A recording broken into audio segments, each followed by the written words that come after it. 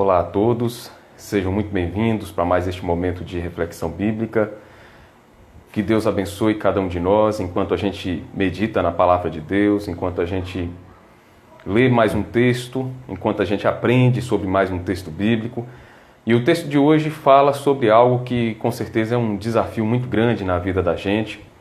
Toda a palavra de Deus é um desafio, na verdade, não é? Porque a gente tem que mudar o comportamento, perceber o que o Senhor requer da gente e observar também sob aquele parâmetro de que nós não podemos ficar inertes frente a essas palavras, a essa direção. A gente precisa aprender e colocar em prática.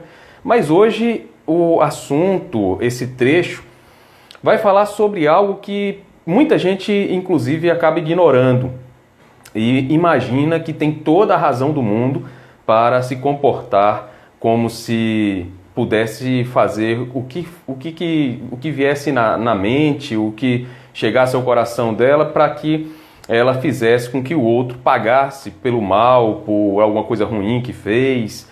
E a gente acaba pensando, né, dentro de uma sociedade assim, que é até justificável, às vezes, a gente pagar na mesma moeda. Só que a palavra de Deus nos chama nesse texto a perceber que a nossa conduta, dentro daquela ideia que a gente já tem meditado sobre esse padrão moral que Jesus apresenta nesse capítulo 5 até o capítulo 7 de Mateus, que a gente precisa perceber que essa ordem do Senhor para que a gente acabe se comportando de maneira diferente nesse mundo é a maneira de nos distinguirmos dos demais. É uma maneira de demonstrarmos que fomos alcançados pela graça do Senhor. Então, nada mais justo do que olhar para esse desafio como algo que é proposto por Jesus e que é uma exigência dele para a gente, o nosso comportamento dessa maneira, e que com o Senhor, com Jesus, com a força que Ele nos dá, com o ensino que Ele traz a nós, a gente consegue sim aprender, a gente consegue colocar em prática, consegue viver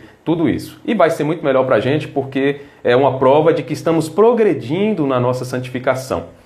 Então, eu quero neste momento orar com você, te convido a fechar os olhos e a orar comigo neste momento, pedindo a Deus que ilumine a nossa mente, que nos ensine. Aqui a gente vai pensar, meditar durante esse tempo, mas só faz sentido se o Senhor iluminar a nossa mente e o nosso coração. Então, convido você a orar comigo neste momento. Abra o seu coração ao Senhor neste momento também. Vamos orar.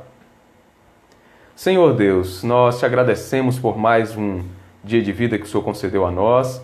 Agradecemos também, ó Deus, porque o Senhor nos dá a oportunidade de meditarmos a Tua Palavra mais uma vez e que, em nome de Jesus, este momento seja extremamente precioso e aproveitado à altura do momento, que a gente dê a atenção devida a Ele e que o Senhor ilumine a mente e o coração da gente e que aplique esta palavra em nós, em nome de Jesus. Amém. Amém, queridos? Vou colocar aqui o texto da nossa reflexão de hoje, desta noite. E peço que você abra a palavra do Senhor nesse texto, tá bom? Então abra aí em Mateus, capítulo 5. A gente tem estudado, né, na sequência. Então vamos seguir. Mateus 5, versos 38 ao verso 42. Tá bom? Então abra aí a palavra do Senhor nesse texto. Eu vou fazer aqui a leitura e peço que você acompanhe aí na sua Bíblia.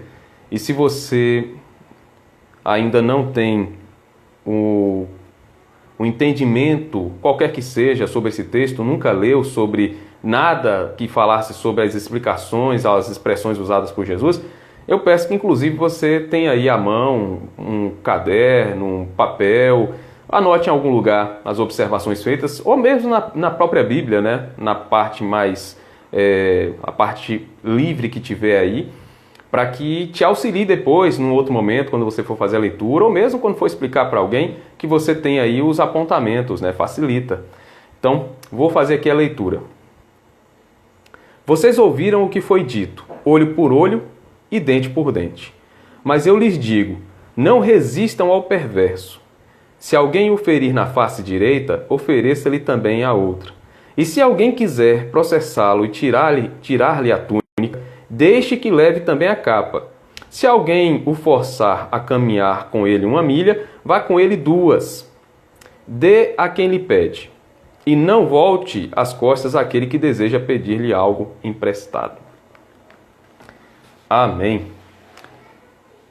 Queridos, quando a gente olha para esse texto, a gente tem que partir daquele pressuposto de que quando Jesus traz à tona mais esse conceito sobre a lei que era apresentada no Antigo Testamento, as ordens que foram dadas no Antigo Testamento. Boa noite, Vaguinho, seja muito bem-vindo. Meu primo também, Deus abençoe você, meu querido. Quando a gente olha para essas ordens, a gente vai perceber que a proposta de Jesus aqui é fazer uma correção daquilo que era o pensamento, a interpretação das pessoas na época. E a gente já viu que a interpretação que era dada para diversos trechos da lei, para diversos trechos do Antigo Testamento, eram interpretações extremamente carregadas de um desejo humano por tentar achar aberturas para o seu comportamento pecaminoso, para que continuasse praticando aquele comportamento, tendo a mente amortecida, uma mente anestesiada, uma mente inebriada por aquela ideia, como se aquilo fosse ajudá-los de alguma maneira espiritualmente. Então, neste ponto aqui, segue o mesmo padrão, segue aquela ideia de que Jesus confronta o conceito da época sobre esses trechos e mostra qual era a forma correta de se avaliar, e inclusive mostrando como o cristão, que aqui é a grande questão aqui, o grande foco, é a mente dos cristãos, para que todos os cristãos percebessem que o comportamento após a salvação tem que ser dessa maneira, tem que ser uma aplicação real do conceito bíblico. Então, aqui a gente já tem logo de imediato o comportamento, a interpretação dos fariseus. E os fariseus, quando olhavam para esse texto, e não apenas eles e os escribas, mas foi assim durante a história de Israel, quando se olhava para os mandamentos e se olhava para essa ordem de olho por olho, dente por dente, e o comportamento que tinha que se ter diante de um dano causado por outra pessoa, eles usavam isso como uma maneira de se justificar para que eles pudessem fazer a retribuição na mesma moeda e se vingar. Então, pegavam aquela ideia do olho por olho e dente por dente para usar na justificação como amparo na hora deles pagarem na mesma moeda, na hora deles gerarem um prejuízo para o outro na mesma proporção que eles receberam. E Jesus pega essa prática e chama a atenção para que houvesse uma correção por parte dos cristãos no comportamento. E para que a gente entenda realmente o que está em jogo aqui, quais são as nuances que estão envolvidas nesse texto, não tem como a gente aprender e compreender de fato se a gente não visitar o contexto histórico da época, né? E aqui eu vou fazer isso agora.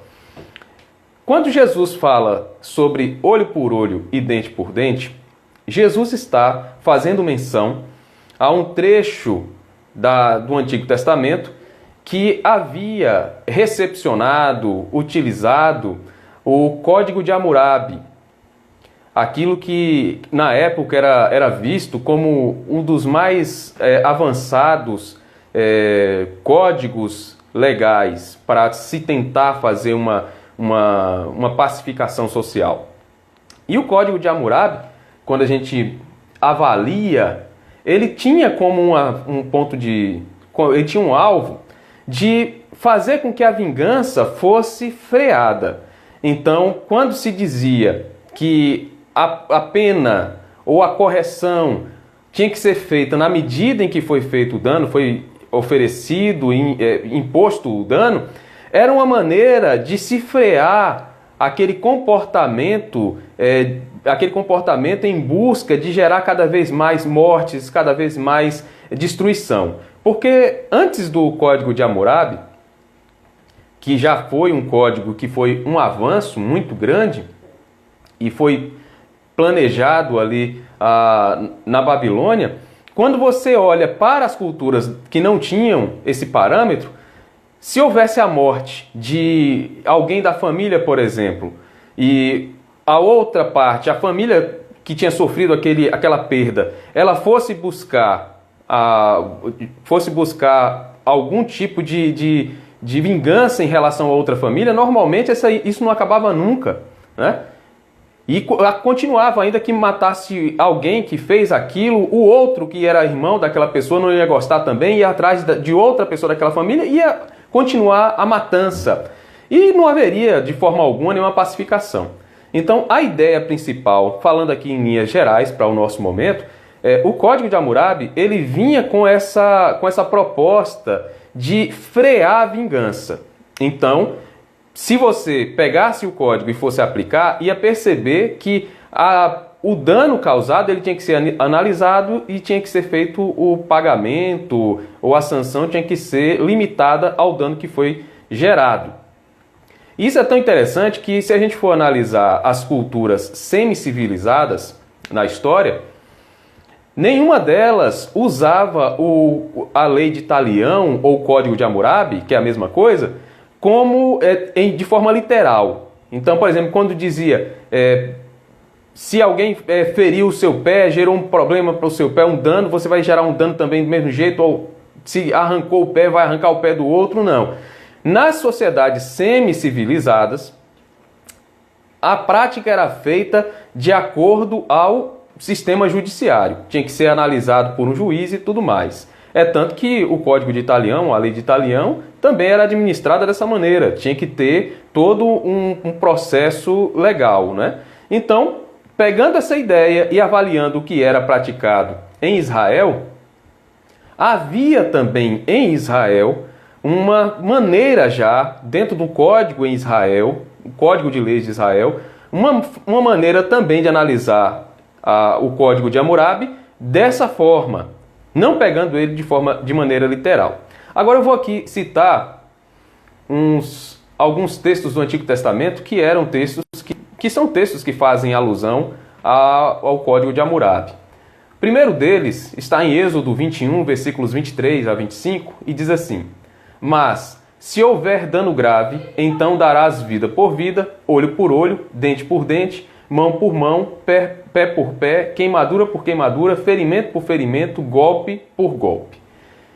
E aí vinha agora também Levítico 24, versos 19 e 20, que diz assim: se alguém causar defeito em seu próximo, como ele fez, assim lhe será feito. Fratura por fratura, olho por olho, dente por dente, como ele tiver desfigurado a algum homem, assim lhe fará. E também tem aqui Deuteronômio 19, 21, que diz: não o olharás com piedade, vida por vida, olho por olho, dente por dente, mão por mão, pé por pé. E a gente olha para essas citações, a gente vai perceber que um dos pontos mais importantes ali na cultura sobre o uso da lei de Talião dizia respeito à vida, né? Se houvesse a perda da vida, alguém que acabou ceifando a vida do outro e que aquela morte não fosse justificada como uma legítima defesa, de fato, ali haveria uma sanção, se ficasse provado isso, com a pena de morte. Mas em todos os demais casos, a gente vê que havia ali um comportamento que era o de trabalhar todos esses conceitos de uma maneira simbólica. Um outro aspecto curioso, como eu falei há pouco, é que havia a necessidade da presença de um juiz. Então, em Israel mesmo era praticado assim, tinha que haver uma análise atendendo ao devido processo, né, devido processo legal, para que depois de ser analisado o caso e de ser apurado serem apurados todas as questões envolvidas, aí sim viesse a decisão.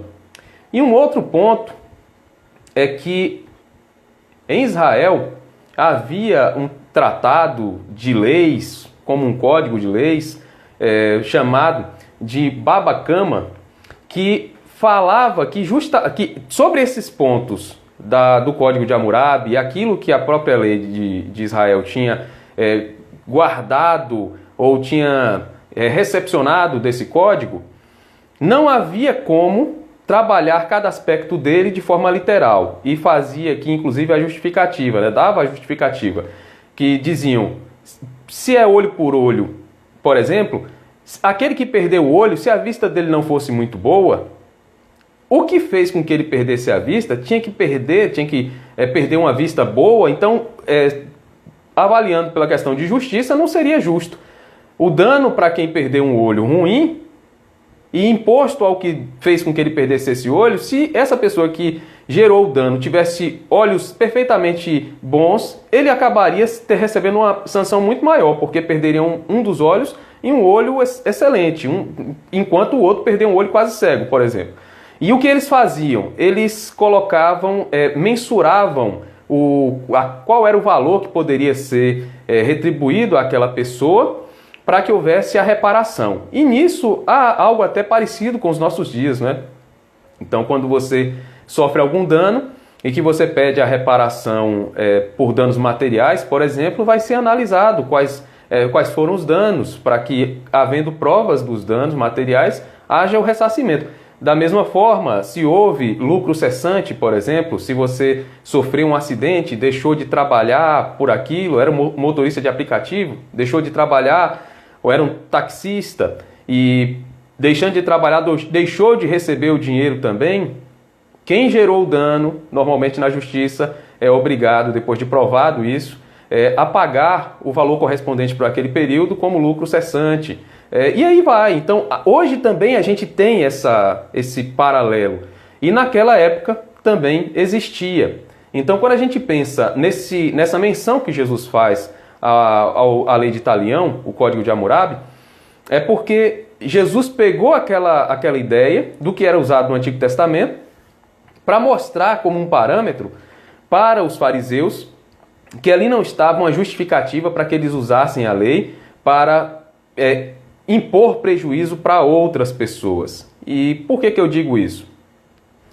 Porque pela história a gente percebe, e pelos comentaristas bíblicos, que havia, apesar de o tratado de Baba Kama, que era aquele tratado que fazia trabalhava as leis da época, que tinham inclusive tinham recepcionado essa parte do Código de Hammurabi para a lei de Israel, apesar de mostrar que não era para ser feito de forma literal ali o uso, mas os fariseus usavam essa lei para justificar a atitude deles de pagar na mesma moeda, de gerar prejuízo para as outras pessoas. Então, se alguém gerasse um prejuízo para um fariseu, para um escriba, para alguém que acompanhava a ideia deles, eles pagavam na mesma proporção, eles geravam um problema para aquela pessoa, um prejuízo do mesmo jeito, na mesma proporção.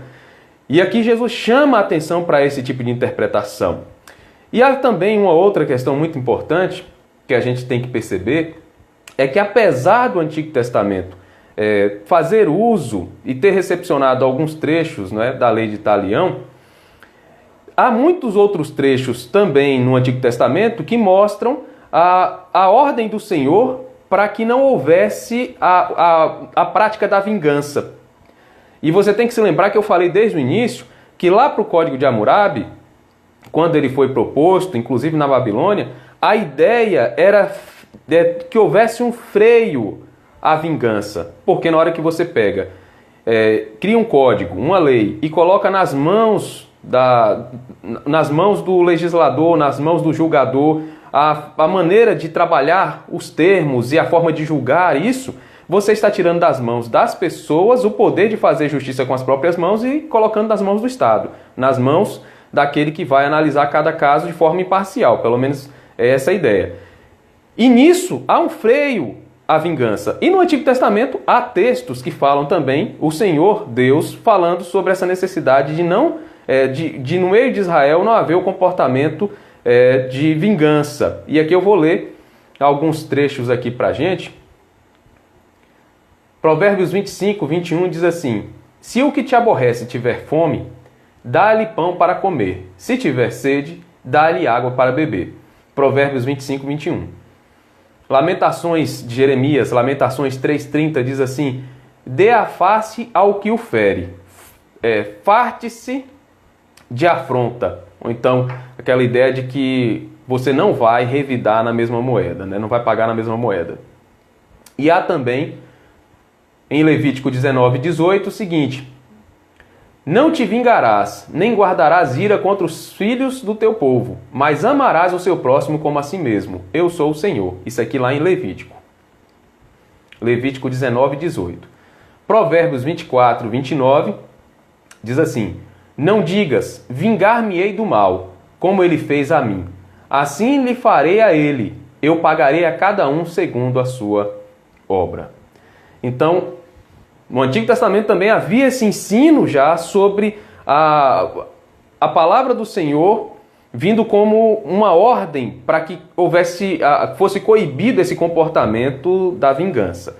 Então, nesse primeiro ponto, essa primeira passagem aqui, o que eu quero que a gente perceba é que Jesus está demonstrando, pegando um trecho do Antigo Testamento, que tinha recepcionado aí essa parte do Código de Hammurabi, que era inclusive interpretado de maneira errada pelos fariseus e escribas, e fala sobre esse trecho, mostrando que, inclusive, na hora de analisar esse conceito, não poderia se esquecer, não se poderia deixar de lado a ideia também do Antigo Testamento sobre a misericórdia, sobre o não uso da vingança. Então, essa é a primeira questão. E Jesus, quando ele vai falar, até porque o Antigo Testamento já falava também, não é, sobre as ordens do Senhor, eu acabei de ler aqui, falando sobre a não prática da vingança no meio de Israel. E aí o Senhor vem e traz aquela mensagem do que ele quer que seja, que fique na mente dos seus seguidores, que fique na mente da igreja, para que haja esse comportamento, para que se faça da forma como ele ensina. E aqui a gente vai ver agora aquilo que o Senhor mostra para a gente como ordem dele, para que norteie o nosso comportamento. Vamos aqui ao texto novamente. E ele diz assim, verso 39, mas eu lhes digo, não resistam ao perverso. Se alguém o ferir na face direita, ofereça-lhe também a outra. Quando ele fala sobre a face, ele está falando sobre um tipo de comportamento que, para o povo de Israel, era bastante desonroso. E aqui eu vou explicar o texto. Quando ele diz, se alguém te der um tapa na face direita, que você vire também a outra, para que a pessoa também esbofeteie a outra, a ideia é que quando a pessoa estava de frente à outra e ela dava um tapa no rosto, para que ela desse um tapa no outro lado, ela tinha que dar um tapa com o dorso da mão, não é? Então, digamos, vai dar um tapa, dê um tapa desse lado e você vira o outro para que você receba o outro tapa. Na cultura de Israel, um tapa no rosto já era algo ofensivo, já era algo, já era um insulto. Mas dar um tapa com o dorso da mão era ainda mais, era ainda pior, era um insulto ainda maior, né? Era mais desonroso ainda. Então, quando Jesus diz assim, olha, se alguém te der um tapa de um lado, vire o rosto para que ele dê do outro, Jesus estava dizendo, ainda que o insulto seja tão grande que você tenha dentro do seu coração aquele aperto, aquela ira, aquela vontade de reagir, aquela vontade de fazer com que o outro pague por aquilo que ele fez, ainda que haja humilhação no que está sendo feito, que você não haja dessa maneira, que você não se comporte como aquele que vai pagar na mesma moeda. Então, deu um tapa no lado, deu um tapa do outro, aí você partiu para cima e você vai também esbofetear o outro. E nos nossos dias, tem muita gente que diz assim, né? Por isso eu falei no início, é um desafio muito grande. A fé é um desafio. E aí tem gente que diz assim, ah não, eu temo a Deus, eu sirvo a Deus, agora não pise no meu calo, porque se pisar no meu calo, aí eu vou partir para cima. Então Jesus aqui está dizendo para aquelas pessoas da época assim, olha, se você receber um tapa de um lado, vire o outro para que você receba o outro tapa com o dorso da mão. E na cultura era altamente desonroso, muito mais do que receber com a mão, com a palma da mão. Então, aqui Jesus lança a mão do uso de um comportamento, de um costume da época, uma avaliação da época sobre o que é ser desonrado, para mostrar, ainda que você sofra isso, que você não pague na mesma moeda. E aqui a gente vai fazer conexão com qual era a ideia dos fariseus, porque ainda que o Antigo Testamento mostrasse que o Senhor, quando traz aqueles trechos da lei de Talião para o contexto de Israel, também fala sobre a misericórdia e a não vingança. E dentro do próprio contexto de Israel, havia o tratado que eu citei aqui, de Baba Kama, que mostrava que não havia como usar de forma literal aqueles trechos e que eles tinham que ser trabalhados dentro de como se ali estivesse um parâmetro, um símbolo, e que eles tivessem que ser traduzidos para a questão monetária, financeira, para que houvesse o paralelo ali financeiro para a reparação. Mas os fariseus ignoravam tudo isso e usavam aquela lei para dizer que de fato eles estavam autorizados a pagar na mesma moeda. Então, se alguém desse um tapa na face de um fariseu, ele não ia dar o outro lado, né? Ele ia pegar aquela lei para usar como fundamento da reação dele, ia dizer que ele ia pagar na mesma moeda. Deu um tapa, ele ia dar outro. Então Jesus chega e diz, não façam isso. Aqui é a primeira questão. A segunda, e se alguém quiser processá-lo e tirar-lhe a túnica, deixe que leve também a capa. Quando Jesus fala sobre a túnica e a capa, ele também usa algo do costume da época, que era de que se a pessoa, por exemplo, no Antigo Testamento tinha essa previsão já, se alguém fosse demandado no tribunal e lá fosse exigido que ele tirasse a blusa, por assim dizer, porque a roupa era composta por uma blusa de algodão, como se fosse um vestido, né, de algodão, e por cima vinha uma capa, não é? Algo como uma túnica. E Jesus fala que era para dar tanto uma quanto outra, mas não tanto uma quanto a outra. No Antigo Testamento havia a previsão de que, por exemplo, a parte de baixo podia ser entregue no tribunal, né? Se fosse ali a demanda para receber aquela roupa por alguma dívida. Mas se houvesse a necessidade de tirar também a capa, essa capa tinha que ser devolvida até no final do dia, antes da noite, para que a pessoa não morresse de frio, não ficasse desprotegida, porque a capa servia para proteger essa pessoa à noite, do tempo, né? Para aquecer ela. Então a pessoa, por mais pobre que fosse, ela tinha pelo menos 2 roupas de baixo.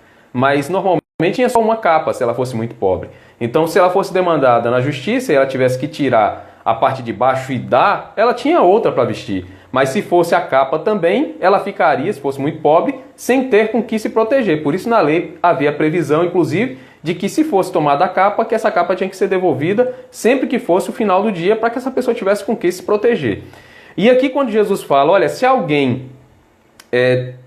demandou com você e te levou a parte de baixo, que você tem mais de uma, dê também a capa, se você só tiver uma. É aquele cenário extremo. Fala, olha, se você foi demandado para que você pague, preste alguma coisa, que você entregue tudo, para que não haja essa briga. Então, qual é o conceito aqui? É o de que quando nós somos... participamos de algo, de uma demanda, que a gente perceba que é muito melhor a gente não levar adiante para que haja muito mais problemas, para que a gente não crie um cavalo de batalha disso, não crie um processo ali de vingança, uma arma de vingança, e que a gente entregue o que é pedido para que haja uma satisfação e haja ali uma solução. A ideia aqui é que a gente não faça uso de coisas do dia a dia, de demandas, de confusões do dia a dia, para alimentar uma vingança. Então pense aí, você hoje, nesses nossos tempos, né, você pode ficar sem levar adiante um processo, por exemplo, judicial, porque não vai gerar nada de positivo, você não vai ganhar nada com aquilo, Mas só que você quer colocar o nome daquela pessoa em litígio, você quer gerar problema para ela, você sabe que aquilo não vai dar em nada, mas você quer dar dor de cabeça para ela, você, como vingança, você quer levar isso adiante. Olha, acontece muito quando há o término de um casamento, por exemplo, em que as partes poderiam chegar a um consenso, poderia haver ali algo muito mais tranquilo para se resolver, com uns termos muito claros, bem claros, e ser apenas homologado pela justiça, mas tem gente que quer levar adiante para ter uma briga longa, para que, como vingança, use o processo para colocar o outro em uma situação ruim. Então, o que o texto está dizendo é, se alguém te demandou e aquilo que ele pede é a túnica, entregue. E se há alguma coisa a mais que precisa ser feito para que não haja mais confusão, para que você também não alimente a vingança no seu coração, faça. O ensino aqui é a gente afastar essa ideia de vingança. Ele usa mais esse exemplo. E usa esse exemplo da capa justamente para dizer, ainda que seja algo que gere para você um dano muito grande, porque você vai perder aquilo que inclusive era essencial para você, aquilo que era muito importante para você, a capa como se fosse a única coisa que a pessoa tivesse para se proteger. E diz, dê também ela. E olha que Jesus faz uso aqui de uma previsão do Antigo Testamento, uma previsão legal, que tinha inclusive a restrição quanto a pessoa tomar a capa. E Jesus diz, ainda que haja legalmente essa restrição, para que não haja problema, para que você não guarde no seu coração amargura, rancor, dê logo tudo, né? É uma avaliação bem exagerada, por assim dizer, para mostrar que não há no comportamento cristão, não há na conduta do cristão espaço para a vingança pessoal. E aí ele fala mais adiante sobre a outra parte, que é a seguinte. Se alguém forçar a caminhar com ele 1 milha, vá com ele 2. Quando Jesus usa essa figura aqui, essa imagem, a gente, para entender o que ele está dizendo, a gente tem que compreender de onde foi que surgiu essa obrigação. Aqueles povos que estavam sob o governo de outros, que estavam como vencidos e que estavam sob o poderio de um outro império, eles tinham que obedecer às ordens daquele império ou dos representantes do império, né? Essa imagem vem do período persa, em que os persas eles tinham vários postos de apoio para o correio real da época, e que a cada posto desse de apoio, alguns dizem que tinha coisa de 2 quilômetros e pouco de diferença entre um posto e outro, mas a distância, alguns comentaristas dizem ser maior ou menor, mas fato é que havia postos de observação, postos de apoio, para que quando aquele que estava a serviço real para levar correspondências reais, ele tinha que ter apoio nesses lugares, ele tinha que achar ali um local para colocar o animal para descansar, para comer, para trocar de animal se fosse necessário. E se não houvesse, se ele passasse por algum lugar que não tivesse ali um posto de apoio, e ele precisasse desse apoio, ele poderia requisitar o animal de alguém que estivesse por ali, ele poderia requisitar o auxílio de alguém, ou mesmo dar ordem para que essa pessoa fosse em lugar dele levar a correspondência.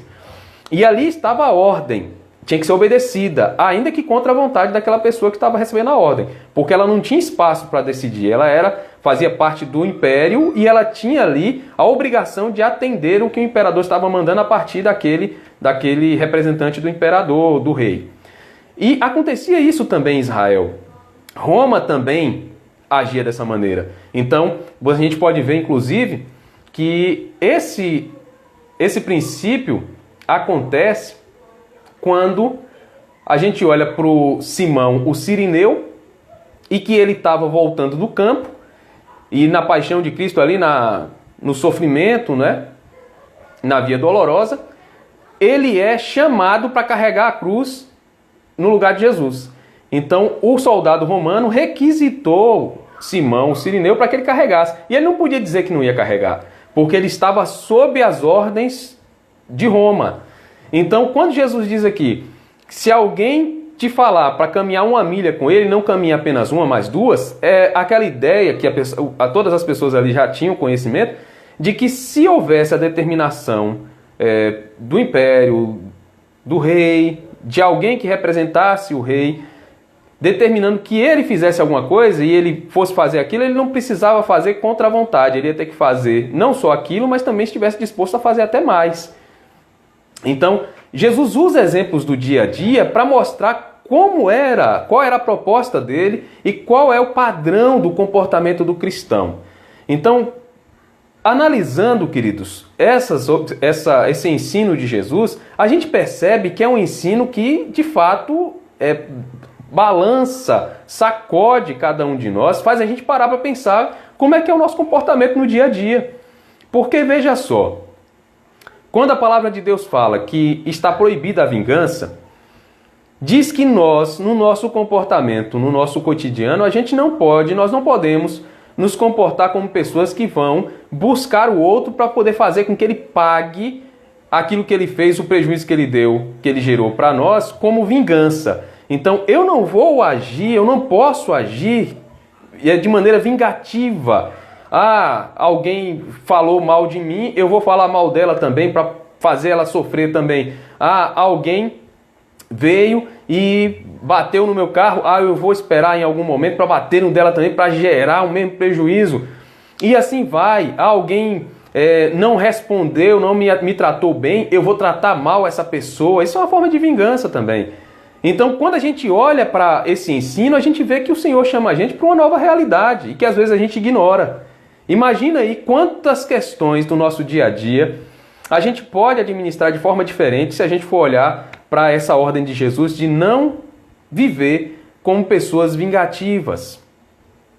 Então, o que Jesus quer que aqueles que foram salvos pensem e coloquem em prática no dia a dia é esse comportamento de perceber que a vingança pertence a Deus, que eu não devo pagar na mesma moeda. Romanos capítulo 12, lá no finalzinho de Romanos 12, Paulo diz que aquele que fizer algo contra a gente, que nós podemos agir da mesma forma com eles, mas devemos fazer o bem. Então eu não vou pagar mal com mal, eu vou pagar o mal com o bem. E com isso eu vou amontoando brasas vivas sobre a cabeça daquela pessoa.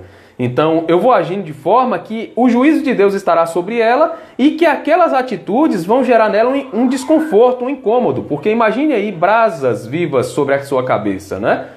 Brasas acesas, a ideia é essa. Então, quando a gente olha, queridos, para esse chamado do Senhor, a gente está avaliando um comportamento de vida que, para o padrão da nossa sociedade, é algo muito diferente, é fora da realidade.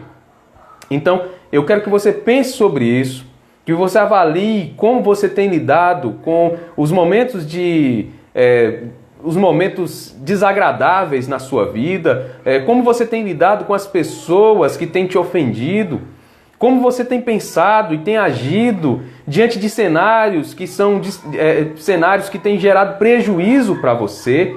Então, que você avalie tudo isso, porque se você tem se comportado como alguém que tem procurado o prejuízo cada vez maior das outras pessoas, se você tem procurado cada vez mais fazer justiça com as próprias mãos, se você tem feito coisas que na sua cabeça eram justificadas porque aquela pessoa se comporta de maneira ruim em relação a você, perceba, a ordem do Senhor é que a gente viva uma vida não pagando o mal com o mal, mas pagando o mal com o bem.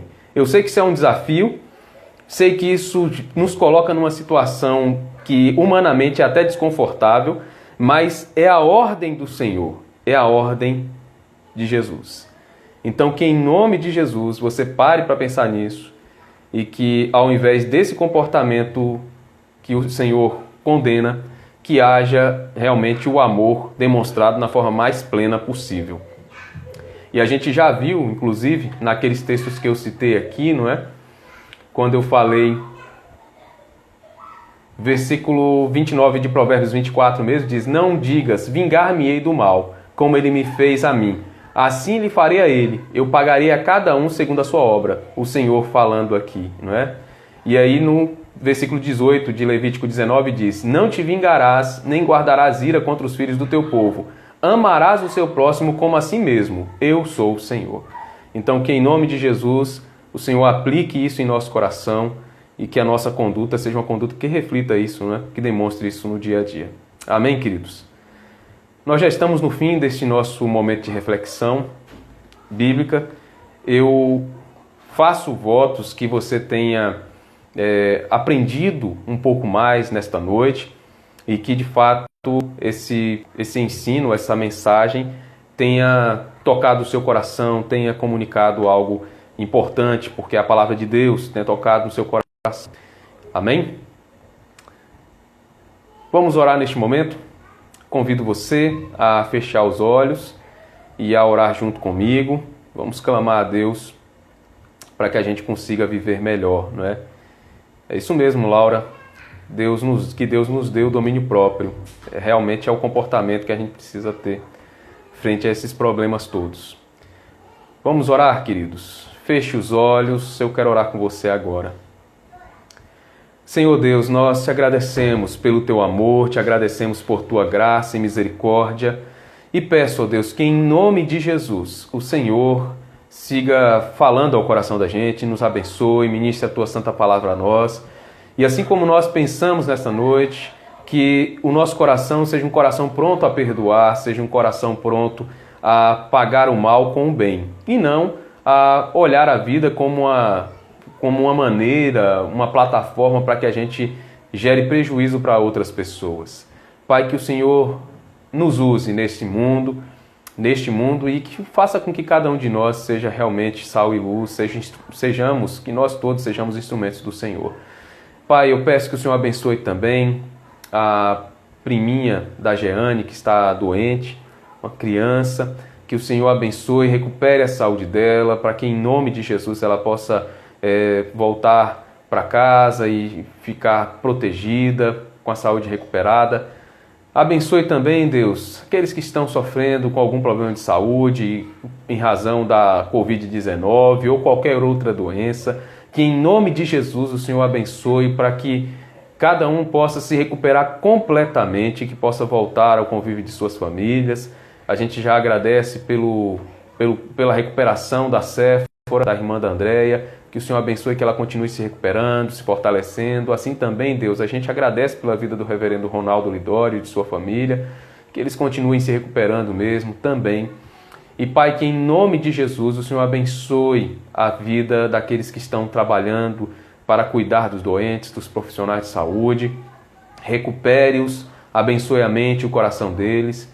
Peço também que o Senhor abençoe, Deus, cada um que está neste momento de isolamento em casa e que tenha, ó Deus, sofrido com o isolamento na parte emocional, espiritual, que o Senhor renove as forças de cada um, que o Senhor faça com que a mente e o coração sejam fortalecidos por Ti. Abençoe também, Deus, em nome de Jesus, os governantes políticos nossos, que as decisões tomadas por eles, que abençoem ao povo, abençoe a nação. Que o Senhor faça assim em todo o mundo.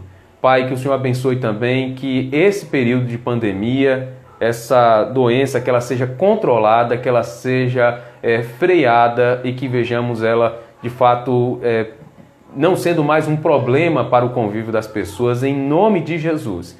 E que o Senhor abençoe que nós possamos voltar à nossa rotina comum, aos afazeres do cotidiano, normalmente no trabalho, no deslocamento, para a honra e glória do Teu nome, nas nossas reuniões na igreja, tudo que a gente fazia antes de forma bastante natural, que a gente volte a fazer.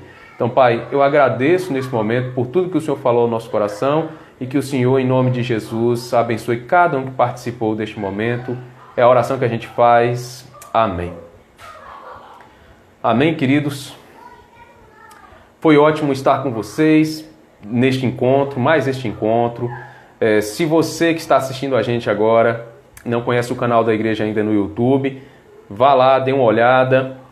Tem o link dele lá no perfil da igreja no Instagram. Tem também o QR Code se quiser escanear. E todas as nossas reflexões, todas as nossas lives estão lá gravadas, estão lá para você assistir. E você é convidado a gente não só para se inscrever no canal, mas também para interagir com a gente. Então, que Deus abençoe vocês, tenham uma ótima noite e a gente amanhã, se assim Deus permitir, a gente se encontra mais uma vez para que possamos continuar estudando a Palavra do Senhor nesse ciclo que é o ciclo do Sermão do Monte. Então, neste ciclo, nós estudaremos ainda mais alguns trechos e com certeza clarearão a nossa mente sobre a Palavra de Deus e a gente vai assim viver melhor a nossa fé cristã, porque a gente vai viver de forma mais aperfeiçoada. As ferramentas estão sendo dadas, então que a gente use aí no dia a dia em nome de Jesus. Amém, queridos? Deus abençoe a todos, tenham uma ótima noite em nome de Jesus.